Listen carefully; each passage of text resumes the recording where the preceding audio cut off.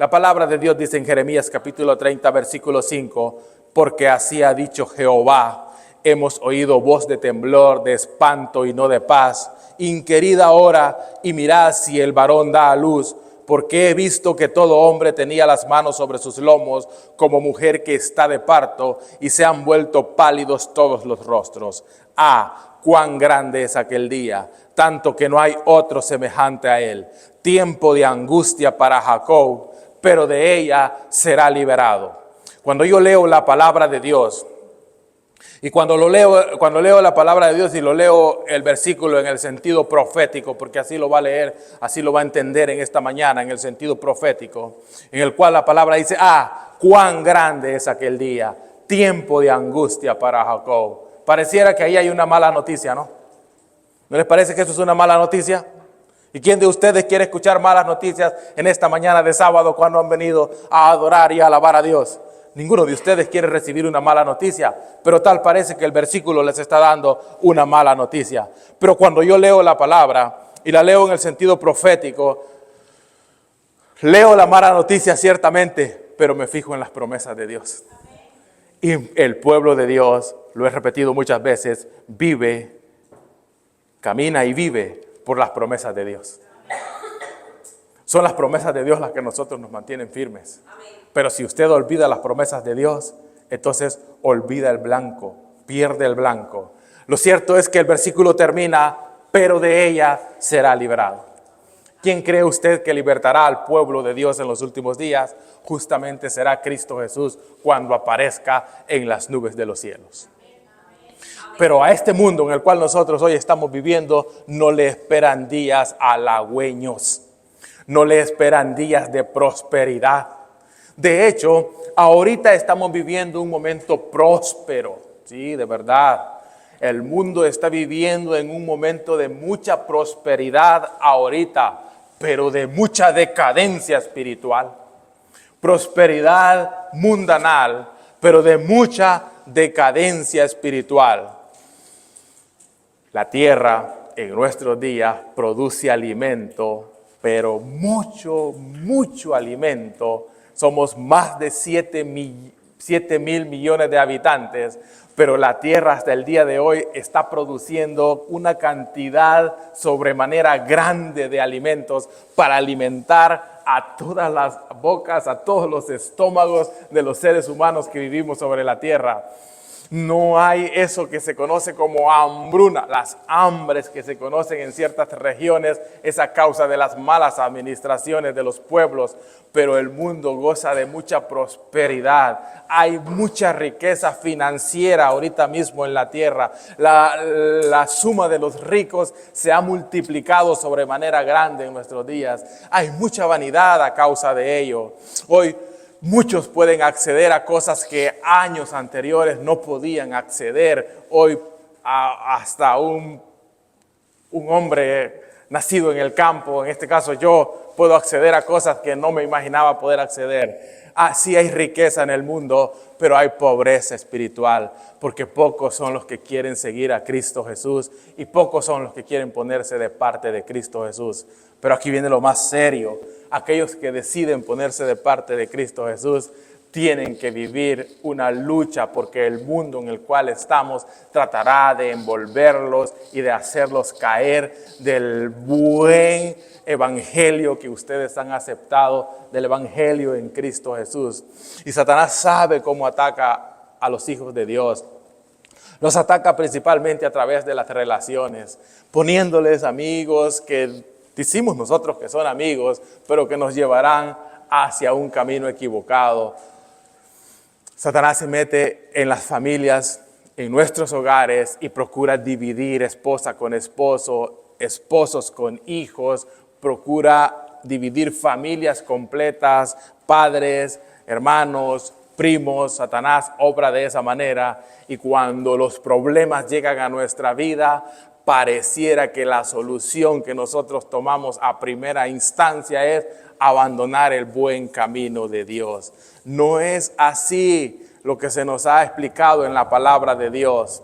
En el momento que tú tienes pruebas, es el momento en el cual Dios espera de ti que lo busques, como dice la palabra, con mucha oración, con ayuno, llanto y luto, como dice Joel capítulo 2. Así es de que cuando la prueba viene, es la oportunidad que nosotros tenemos para crecer en Cristo Jesús. Así es de que vengan las pruebas, porque es la oportunidad que tenemos para que la mundanalidad que hay todavía en alguno de nuestros corazoncitos pueda salir. Cristo Jesús está intercediendo por cada uno de nosotros, y la intercesión de Cristo es a causa de nuestros pecados. Es la voluntad de nuestro Señor Jesucristo purificarnos como a la plata, según Malaquías capítulo 3. Se ha sentado para purificarnos como a la plata y para que nuestras ofrendas sean perfectas delante de Dios. Nuestra adoración en esta mañana es perfecta porque creemos en Cristo Jesús, y por la fe en Cristo Jesús es que nuestra adoración hoy es perfecta. Así es de que piensen cómo se ha comportado durante estos últimos días, en estas últimas semanas, y ahorita es el momento para que en su cabecita le diga a Dios: ten misericordia de mí, Señor, que soy pecador. Y créame, la oración sincera, por corta que sea, Dios la escuchará voluntariamente, y en Cristo Jesús te otorgará el perdón. Y la mayor dicha que un hombre puede tener es conseguir el perdón de Dios por medio de nuestro Señor Jesucristo. Y cuando tú estás perdonado, la prueba que venga, por dura que sea, la soportarás, la aguantarás. El versículo que leí dice: tiempo de angustia para Jacob. Y la promesa es: pero de ella será librada. ¿Quién era Jacob? Hijo de Isaac, nieto de Abraham. A Abraham se le fueron dadas todas las promesas. Se dijo que de él sería una gran nación. El tiempo había caminado. Aquí estaba el hombre, Jacob, que su mismo nombre significa engañador, que vivió allá 20 años fuera de la tierra prometida, la tierra de Canaán. Pero llegó el momento en que Dios le dijo que tenía que volver. Pero Jacob, como cualquiera de nosotros, había vivido tal vez una vida normal, aunque creía que él era la simiente de Abraham y que él era aquello por lo cual las promesas de Dios se iban a cumplir. Él era aquella persona por medio de la cual las promesas de Dios se iban a cumplir. Pero muchos no veían tal vez en Jacob a una persona excepcional, a una persona sobresaliente, a una persona diferente. Tal vez vivía antes de regresar a Canaán como una persona normal, pues ya tenía 2 mujeres y concubinas y hijos. Pues bien, decidió regresar. Pero antes de regresar, él sabía que había cometido un agravio a su hermano Esaú. Y él creía verdaderamente que Esaú estaba muy enojado con él. Y no conocía en realidad cuál sería la reacción exacta de su hermano. Pero la Biblia dice que él le temía a Esaú. Pero Dios le dijo que tenía que volver a la tierra de Canaán.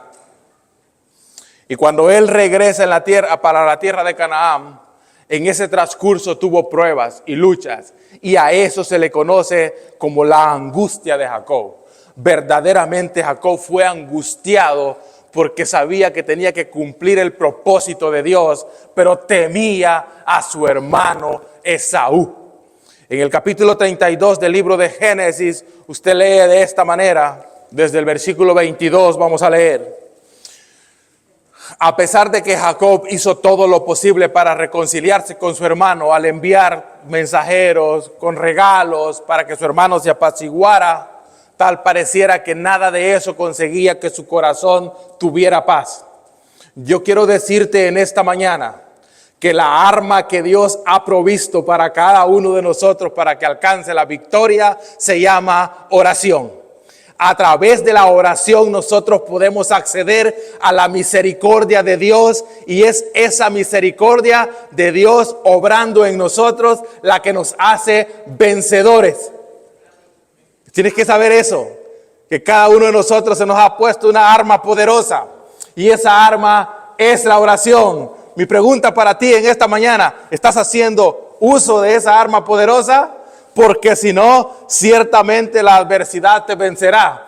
Ciertamente las preocupaciones y las angustias de esta vida te van a vencer. Pero Dios ha puesto en Cristo Jesús esta arma que se llama oración. Orar, ¿qué es orar? Hablar con Dios como quien habla con un amigo.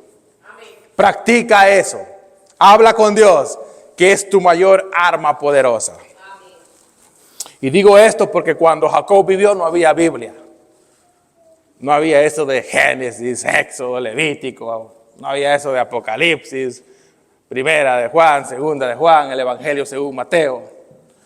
No había manera de decir, Jacob, me siento angustiado, voy a leer un salmo. No podía decir eso él. No había Biblia escrita, no había palabra de Dios escrita. Él tenía una comunicación directa con Dios a través de los ángeles, a través del ángel del pacto. Él conocía a Cristo Jesús. ¿Pueden creer ustedes eso? Jacob conocía a Cristo Jesús. En el versículo 22 leemos: y se levantó aquella noche y tomó sus 2 mujeres y sus 2 siervas y sus 11 hijos y pasó el vado de Jaboc. Versículo 23, los tomó pues e hizo pasar el arroyo a ellos y a todo lo que tenía. Así se quedó Jacob solo. Hay un momento, hermanos, en que cada uno de nosotros necesita estar solo con Dios. Un momento de adoración. Ustedes tal vez creen que su mayor encuentro con Dios es cuando vienen a la iglesia. Algunos han podido llegar a creer eso, que su mayor experiencia con Dios la obtienen cuando vienen a la iglesia. Pues bien, se espera que conozcan y que tengan una experiencia con Dios cuando vienen a la iglesia. Pero sus mayores victorias, dice el Espíritu de profecía, se ganan, se adquieren en la recámara, en la cámara secreta de oración, que es su propio hogar. Pues si usted pierde la victoria en su hogar, no piense que la va a conseguir en la iglesia. Hogar destruido, iglesia caída. Así es de que el primer lugar donde debe de brillar la gracia de Cristo Jesús se llama hogar. Su primera victoria usted la consigue en el hogar. Luego pasa acá y cuenta su testimonio. Diría Jacob, este es mi testimonio, diría Jacob en la iglesia. ¿Saben qué? Me puse a orar y luché con Dios y lo vi cara a cara. Ese es mi testimonio, diría Jacob en la iglesia en una mañana de sábado. Y dice así se quedó solo Jacob y luchó con él un varón hasta que rayaba el alba. La oración de Jacob fue precisamente de madrugada. Su mayor esfuerzo, su mayor lucha fue de madrugada. Se ha dicho que la oración tempranera, a las 3 de la mañana, a la cuarta vigilia, tiene mucho poder. Cuando nosotros nos hacemos un autoanálisis, nosotros entendemos que hay muchas cosas que aún tenemos que aprender. En el camino de Cristo uno nunca deja de aprender. Yo he dicho, nunca te gradúas como cristiano. Siempre estás aprendiendo, todos los días tú aprendes. Y con respecto a su palabra y al conocimiento de ella, toda la vida tú pasas aprendiendo. Es más, se me hace que una vida de 70 y 80 años es muy cortita para aprender de Dios, para aprender de su amor, de su misericordia, de su gracia. Tiempo nos hace falta y pensar que algunos se la pasan más trabajando y no le dedican tiempo a Dios. Hombre, Dios quiere darte vida eterna. Pero esa vida no se consigue si tú te descuidas de Dios. No puedes decir soy cristiano y tu mayor apego están con las cosas que perecerán. Al cristiano se le dice que se aferre de las cosas que son eternas, de lo que permanece y vive para siempre. El oro y la plata de esta tierra se los consumirá la polilla. Pero aquel que hace la voluntad de Dios vivirá para siempre. Se te ha llamado a hacer la voluntad de Dios para que vivas para siempre. Y esto por el poder del Espíritu Santo, mis palabras fueran vanas si el Espíritu Santo no trabajara en los corazones de ustedes ahora. Pero ruego que el Espíritu Santo pueda despertar el deseo de conocer y de entender a Dios, porque en eso consiste la verdadera sabiduría, dice el profeta Jeremías. Así es de que en el versículo 25 dice, y cuando el varón vio que no podía con él, se me hace significativo, hoy que leo la historia completa, que el ángel de Jehová dice, y cuando el varón vio que no podía con él. O sea, el ángel de Jehová había tomado la forma de un hombre y dice, y el varón vio que no podía con Jacob. O sea, que Jacob era un tipo bien de gimnasio, pienso yo, con mazos y qué sé yo, porque el ángel que se había dijo, no puedo con él. O sea, era un hombre fuerte Jacob, y pienso que sí, porque se dedicaba a la crianza de ganado y pues ya saben, un ganadero tiene que lidiar con las terneritas, con los cabritos y todo eso, pues era un hombre fuerte, pienso. Y dice, cuando el varón vio que no podía con él, tocó en el sitio del encaje de su muslo y se descoyuntó el muslo, pienso que es por esta área, por el área de la cadera, así dice algunas versiones, y se descoyuntó el muslo de Jacob mientras con él luchaba. Imagínense, Jacob quedó como descoyuntado así, como que no puede, o sea, de hecho no podía caminar después de eso. Entonces dice, y dijo, déjame, dijo el hombre que estaba con Jacob, porque ya raya el alba, o sea, porque ya va a amanecer, porque el sol está a punto de salir. Y Jacob le respondió, no te dejaré si no me bendices. He allí una lección objetiva para cada uno de nosotros. Hermanos, ¿cuántas veces no has sentido que Dios no te está ayudando? Sé sincero, porque yo lo he sentido. Sé sincero con ti mismo, porque el cristianismo es sinceridad total. Y cuando tú sientes que Dios no te está ayudando, ve a Dios y dile, Dios, yo siento que tú no me estás ayudando. No te siento, no siento tu mano poderosa. Empieza a pelear con Dios para conseguir la bendición, hermano. ¿Has peleado con Dios hasta aquí? ¿Has luchado con Dios y has salido vencedor? Es tiempo que empieces a luchar con Dios. ¿Y cómo se lucha con Dios? De rodillas, hermano.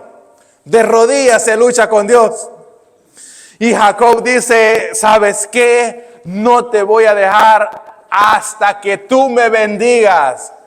¿Qué es lo más importante para Jacob en ese momento? ¿Ya la tienes tú? ¿Ya la conseguiste? ¿Viniste esta mañana para conseguir la bendición de Dios? Quiera Dios en la gracia de Cristo Jesús que te otorgue esa bendición en esta mañana. Lucha con Él. Pon en Él todos tus pecados. Pon en Cristo Jesús todos los pecados. Todo lo malo que has hecho. Ya saben que Jacob no era una perita en dulce, ¿no? No era una monedita de oro para caerle mal a todo el mundo. Pues Labán no lo quería, no crean que Labán lo quería, más lo extorsionó. Su hermano, no crean que estaba contento con él, con lo que le había hecho. Le había robado la primogenitura con engaño. De hecho, su nombre es engañador, el nombre de Jacob. Le había robado la primogenitura, y la primogenitura era algo muy valioso para la cultura de antes, para los tiempos que estaban viviendo. Le había robado casi, por decirlo así, toda la posesión y el derecho, la herencia de su padre le había robado Jacob a Esaú. Y por una sopa de frijoles. Lentejas, dice usted, que está bien, me corrige. De lentejas. No habían frijoles entonces, ¿verdad? Para ponérsela más al contexto actual, por una sopa de frijoles. Ok. Entonces no era una gran persona. Vean la necesidad del siervo de Dios. Su mayor necesidad era ser bendecido. Miren, si ustedes ven la hacienda de Jacob, tenía vacas, ovejas, camellos, asnos, bueyes, mujeres, hijos, pero su mayor necesidad era la bendición de Dios. Y es la mayor necesidad de cada uno de nosotros ahora. No fijes tus esperanzas en lo que posees, sino solidifícate en las promesas y en las bendiciones de Dios. Que eso es lo que te va a dar vida y vida eterna. Yo vine, dijo Cristo, para que tengan vida y para que la tengan en abundancia. Cuando estoy hablando de la palabra de Dios, muchas veces el tiempo me hace bien corto. Pero avancemos. Versículo 26. Y dijo, déjame porque raya el alba. Y Jacob respondió, no te dejaré si no me bendices. Y el varón le dijo, el ángel de Jehová, le dijo, ¿cuál es tu nombre? Y él respondió, Jacob. Muchos ponen Jacob hoy en día, ¿verdad? Pero sí está bonito el nombre, sí, está bonito, pero pues significa engañador. Y el varón le dijo, ¿cuál es tu nombre? Y él respondió, Jacob. Y el varón le dijo, no se dirá más tu nombre Jacob, sino Israel, porque has luchado con Dios y con los hombres y has vencido. Amén. Hermanos, yo dije que en la vida cristiana nunca te gradúas. Pero hay una cosa que sí recibes cuando eres cristiano. Y eso es lo más importante de todo lo que te rodea. Y eso se llama carácter. Tu carácter te es cambiado. Porque el nombre de una persona es su carácter. Y Dios cambia tu carácter cuando aceptas a Cristo Jesús. Prácticamente en el cielo tu nombre te ha sido cambiado. De Juan el pecador, de Juan el borracho, de Felipe el malo, de José, el que se la pasaba en la calle y trasnochándose, a aquel José que ahora es una nueva criatura en Cristo Jesús. A aquel hombre que la gracia de Cristo Jesús ha nacido en sus corazones para fruto y para fruto de vida eterna. Por sus frutos los conoceréis, dijo Cristo Jesús. Así es de que el carácter se te es cambiado cuando aceptas a Cristo Jesús. ¿Ya lo notaste? ¿Ya te diste cuenta que hay un antes y un después desde el momento que aceptas a Cristo Jesús? Esto es como la historia, un antes de Cristo y un después de Cristo. Y después de Cristo solamente hay gozo y alegría a pesar de las tentaciones, a pesar de las pruebas. Porque cada vez que vences, creces más y te robusteces más en el Señor. Entonces, en el versículo 28 dice, y el varón le dijo que no se llamaría más Jacob, sino que se llamaría Israel, porque luchó con Dios y has vencido. Este es el Israel de Dios de nuestros días. Este es el Israel espiritual. Y a ustedes se les ha llamado a ser vencedores. Avengers, dice ahí, ¿verdad? Se les ha llamado a ser vencedores. Algunos se han acercado algunas veces a mí y me manifiestan que la vida cristiana ha sido una vida de derrota tras derrota, tras derrota, de pérdida y de pérdida. Quiero decirles que todas esas cosas pasan en el hombre de Dios. Si usted ve la misma vida de Jacob, estando allá en exilio, perdió a su madre y él no pudo ver a su madre. Y le dolía, dice el Espíritu Santo, el saber que su culpa, su pecado, le había privado de los últimos días de su madre. Así es de que si le tocaban el tema de su mamá a Jacob, eso le era muy sensible y no se perdonaba que a causa de aquel plato de lentejas, como ustedes dicen, él no haya podido ver la muerte de su madre. Y le dolía eso, dice el Espíritu de Profecía. Le dolía también haber ofendido a su hermano. Y quería remediar por todos los medios, poder compensar a su hermano. Pero tal parece que a pesar de todos los regalos que le mandaba, su hermano venía hacia él con 400 hombres. De esos hombres mal encarados, bien armados, que lo primero que podía pensar Jacob, ¿para qué viene con 400 hombres? ¿Qué significa eso? Significa que me va a destruir a mí y a todo el campamento. ¿Ven ahí la necesidad que tenía él de recibir la bendición de Dios? Porque recibir la bendición de Dios significaba que su pecado había sido perdonado. Y no hay nada más valioso en último momento que tus pecados te sean perdonados, hermano. Si cuando sientes el perdón de los pecados perdonados, te sientes perdonado, es momento que tú dices, estoy listo para morir. Mis pecados han sido perdonados. Mas si Dios te otorga vida, vívela en el camino del cristianismo.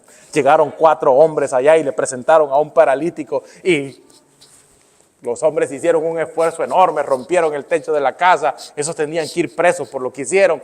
Hicieron un esfuerzo enorme porque amaban a su amigo el paralítico y lo presentaron a Cristo, y el mayor deseo de los 4 hombres era que Cristo Jesús le devolviera la sanidad física al hombre. Y qué raro y qué golpe para ellos que cuando Cristo lo vio dijo, tus pecados te son perdonados. ¿Cuál era la mayor necesidad del paralítico? ¿Cuál era la mayor necesidad? Recibir el perdón. Y Cristo sabe cuál es tu mayor necesidad. ¿Tú crees que tu mayor necesidad es un nuevo carro, una nueva casa, un nuevo esto, un nuevo aquello? Cristo sabe cuál es tu mayor necesidad y eso es lo que te otorgará primero.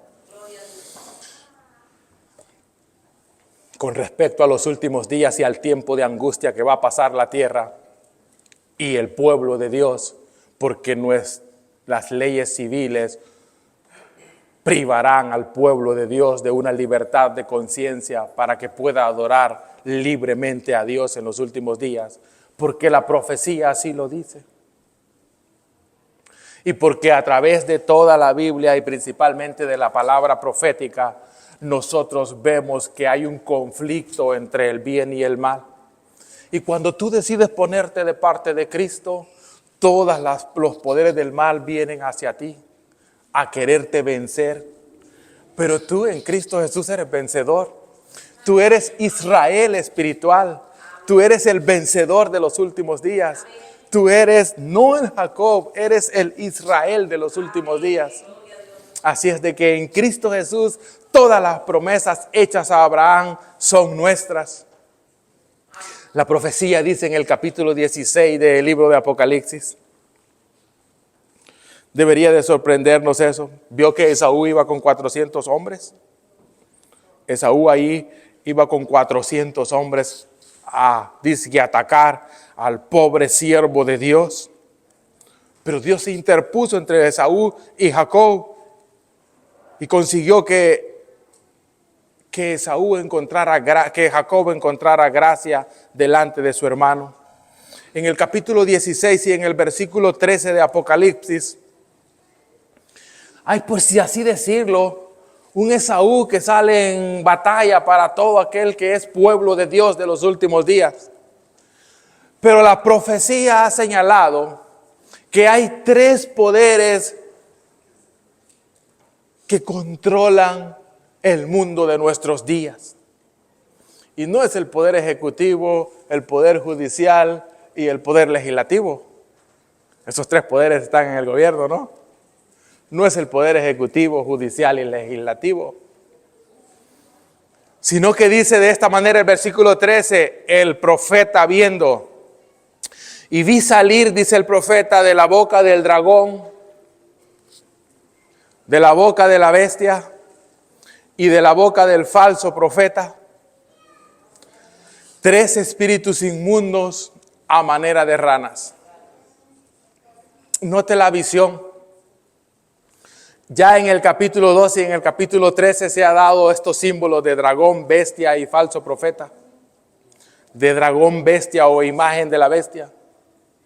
Y ya en el capítulo 12 del Apocalipsis se ve lo malvados que son contra aquellos que guardan los mandamientos y tienen el testimonio de Cristo Jesús. Amén.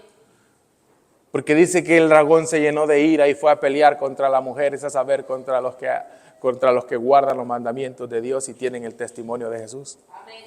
Pero acá se le presenta una obra más fuerte todavía de estos poderes, porque dice que de sus bocas, la boca es lo que el hombre habla. La boca es símbolo de lo que el hombre dice y habla. Tiene que ver con las leyes. Entonces dice, veo salir de la boca 3 espíritus a manera de ranas. Y dice en el versículo 14, pues son espíritus de demonios. ¿Puede usted creer? Salga hoy cuando salga de la iglesia. Y estos espíritus de demonios ya están en el planeta Tierra. Y salga usted y diga, ¿será posible que en esta bella tierra hayan espíritus de demonios? Váyase allá a los chorritos y vea y diga, ¿habrá un demonio por acá? Son invisibles, no los ve. Pero trabajan con el corazón no regenerado. Trabajan con el hombre que se dedica al mal. Trabajan con el hombre que piensa lo malo. Trabaja con el necio, según la palabra de Dios. Aquel que dice en su corazón, no hay Dios. Con esos trabajan los espíritus malos. Pues son espíritus de demonios que hacen señales y van a los reyes de la tierra, a todo el mundo. Preste atención. Estos embajadores del poder de las tinieblas van a los reyes de todo el mundo. Van a todas las naciones. Preparan el mundo. ¿Para qué? ¿Para qué esa necesidad? Y dice, van a los reyes de todo el mundo para reunirlos a la batalla de aquel gran día del Dios Todopoderoso. Satanás conoce el plan de Dios y Satanás sabe las promesas que Dios le ha dado a su pueblo. Y Satanás entiende que Cristo Jesús está pronto a venir en las nubes de los cielos, como lo entendió con relación a su primera venida. Satanás sabía que Cristo Jesús, por las profecías, sabía Satanás que Cristo Jesús estaba a punto de nacer y trabajó en el pueblo de Israel para que esos hombres no lo recibieran. De la misma manera, está trabajando hoy para que, si fuera posible, no hubiera un pueblo en los últimos días que reciba a Cristo Jesús en las nubes de los cielos. ¿Será eso posible? No será posible. Habrá un pueblo de pie que esperará a Cristo Jesús cuando venga en las nubes de los cielos, por muchos demonios a manera de ranas que haya sobre esta tierra, por mucha preparación que Satanás haya hecho a través de los reyes para que el pueblo de Dios no salga vencedor. El pueblo de Dios vencerá en Cristo Jesús. Y usted vive por las promesas de Dios. Jesucristo dice después de esto, es importante el versículo 15 del capítulo 16. Es pero importantísimo, porque Cristo Jesús la última vez que habló en el Apocalipsis fue en el Apocalipsis 3. Y de ahí pura profecía, y vuelve a hablar Cristo hasta el Apocalipsis 16:15 y dice, he aquí yo vengo como ladrón. Bienaventurado el que vela y guarda sus ropas. El guardar sus ropas es el portarse bien. Sí, bienaventurado el que vela y el que se porta bien. Así es, para que no ande desnudo, porque sin la justicia de Cristo todos los hombres están desnudos. A la vista de Dios, aquellos que no aceptan la justicia de Jesucristo están desnudos. ¿Qué es aceptar la justicia de Cristo Jesús? Es aquello que Cristo hizo en su vida perfecta para que yo sea salvo. Acepto el sacrificio de Cristo. Acepto la vida de Cristo en mi vida. Eso es aceptar la justicia de Cristo. Eso es andar con una ropa bien puesta, la ropa que vale delante de Dios. Y dice, para que no ande desnudo y vean su vergüenza, dice Cristo Jesús. Así es de que en el versículo 15 Jesucristo nos da un pequeño sermón, una pequeña meditación, una advertencia, para que el pueblo de Dios de los últimos días se vista de pies a cabeza con toda la armadura de Dios. Viene una lucha y necesitas tener esa armadura. Y la armadura de Dios es la justicia de Cristo Jesús, por si no lo habías visto de esa manera. La iglesia de Dios de los últimos días, revestida de la justicia de Cristo, entrará a la última lucha, dice el Espíritu de Profecía, y saldrá vencedora. Dios nos ha dado muchos ejemplos de ello. Uno de los ejemplos más grandes que Dios nos ha dado en su palabra es el ejemplo de los 3 hebreos con relación a lo que el pueblo de Dios sufrirá en los últimos días. Porque en el capítulo 3 del libro de Daniel, ahí vemos a Sadrach, Mesach y Abed-nego delante de una multitud. Y la orden apremiaba y decía, al son de la música, se mencionan ahí ciertos instrumentos musicales, todo el público presente tenía que arrodillarse. El último conflicto entre el bien y el mal es un conflicto relacionado de adoración. El campo de batalla es la adoración, entre adorar a Dios y adorar a las leyes de este mundo. Hoy hemos venido a adorar al Dios de Abraham, al Dios de Isaac, al Dios de Jacob. Hemos venido a hacerlo. Y estamos más que seguros que como libró a sus siervos, así nos librará a nosotros de todo mal. Antes de seguir avanzando, quiero que veamos un versículo que está en el libro de Génesis. Y es un testimonio más de Jacob. Váyase a Génesis 48.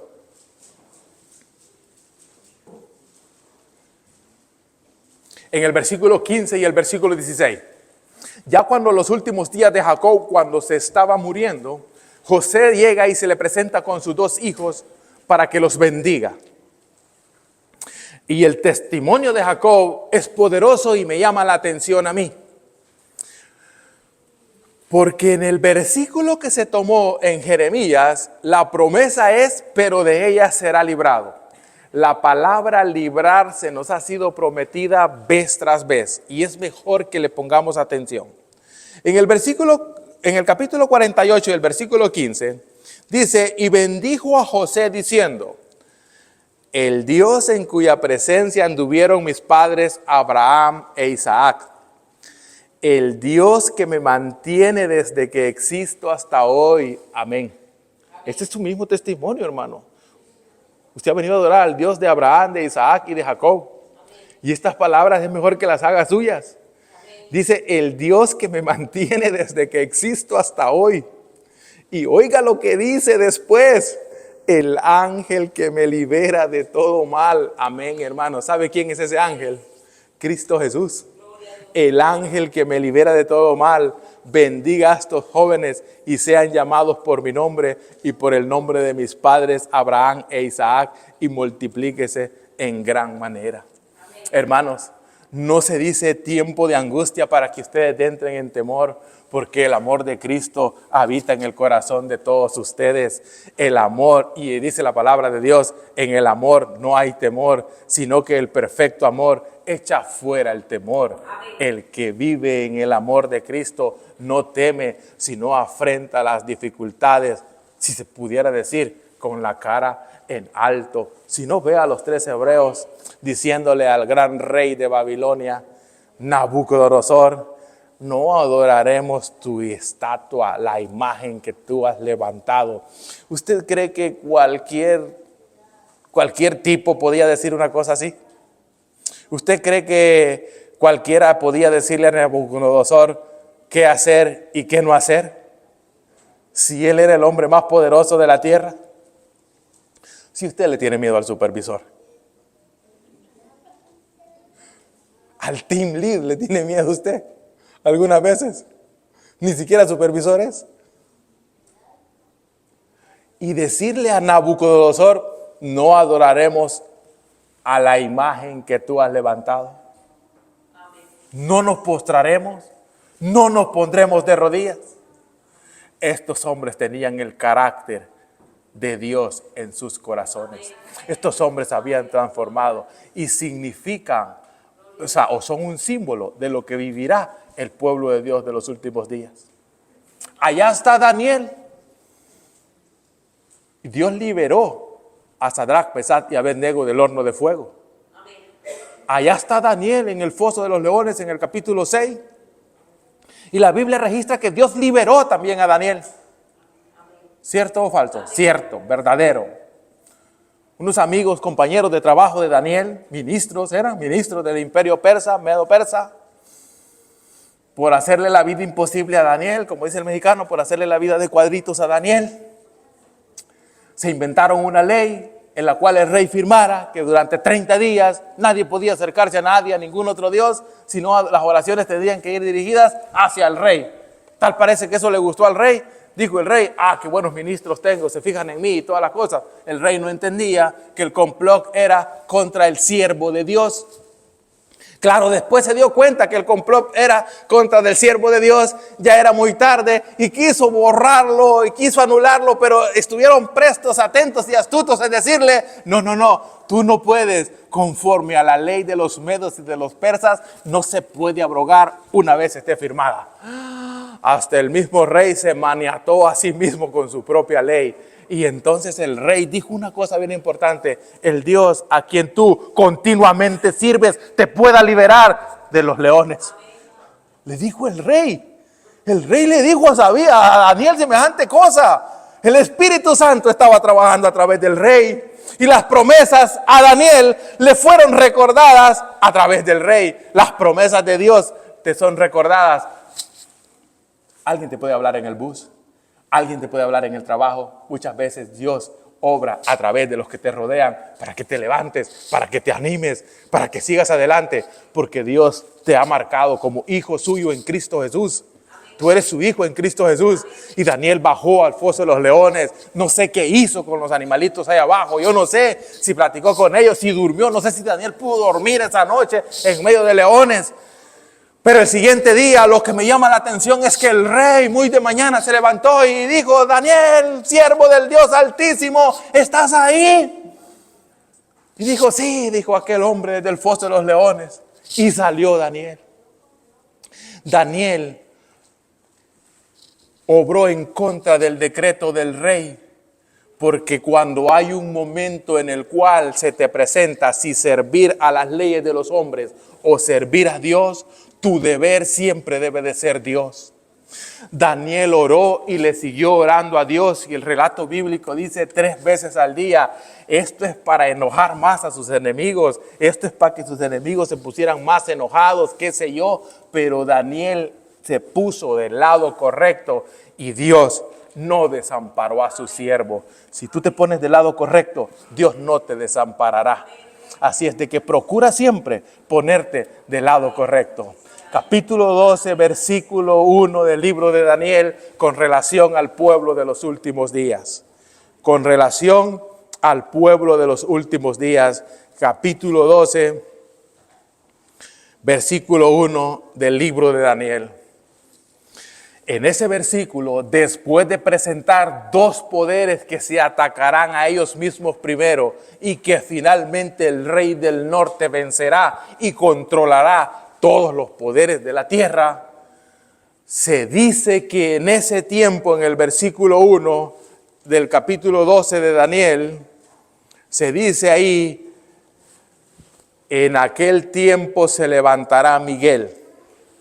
Miguel es el ángel del pacto. En aquel tiempo se levantará Miguel. ¿En qué tiempo, hermano? En el tiempo en el cual el rey del norte consiga el dominio total de este mundo. ¿Qué rey del norte?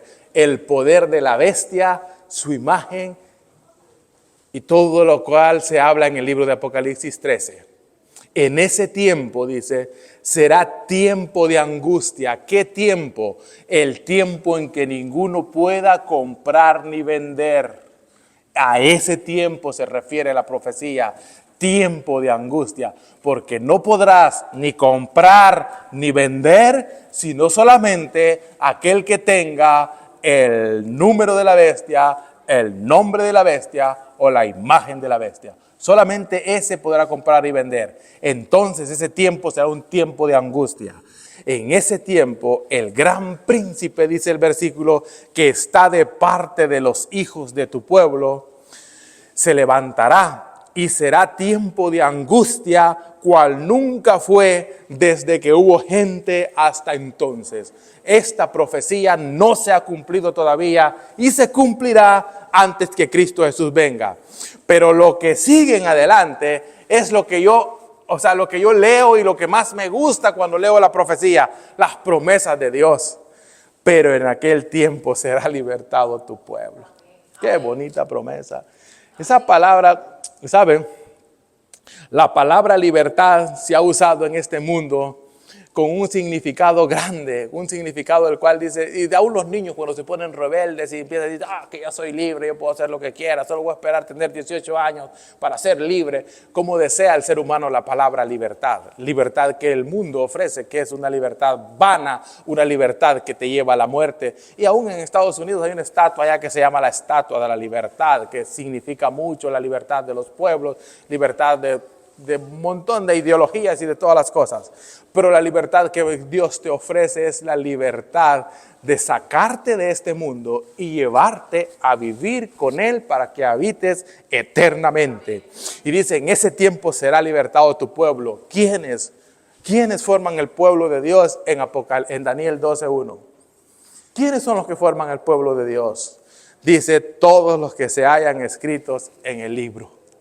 Hay un libro, hay una computadora gigante allá en el cielo, si lo quiere ver, donde están todos los files de Dios, todos los archivos de Dios, en donde nuestros nombres ahí están. ¿Sabe Dios dónde vive? Sí, sabe Dios dónde vive Gris, dónde vive Michelle, dónde vive Javier, sabe Dios dónde vive, allá está su nombre, su dirección. ¿Por qué digo esto? Porque en la conversión de Pablo le dijo, vete a tal casa, vive en la calle la llamada La Recta, ahí vete y ahí te va a atender un hombre de nombre Ananías. Dios conoce todo lo conoce de nosotros y estamos archivados allá en el cielo. Y todos aquellos que permanezcan archivados en el cielo tendrán vida y vida en abundancia. Vida eterna, hermanos. Que Dios bendiga a la iglesia siempre. Que Dios bendiga a sus hogares, a sus hijos. Todos necesitamos hoy la bendición de Dios, como Jacob lo hizo. Nosotros también hoy decimos, Señor, no te soltaré hasta que me bendigas. Hermanos, Dios liberará a su pueblo. Finalmente, el plan de Dios se cumplirá y reinaremos con Cristo, dice el versículo. Que Dios bendiga a la iglesia.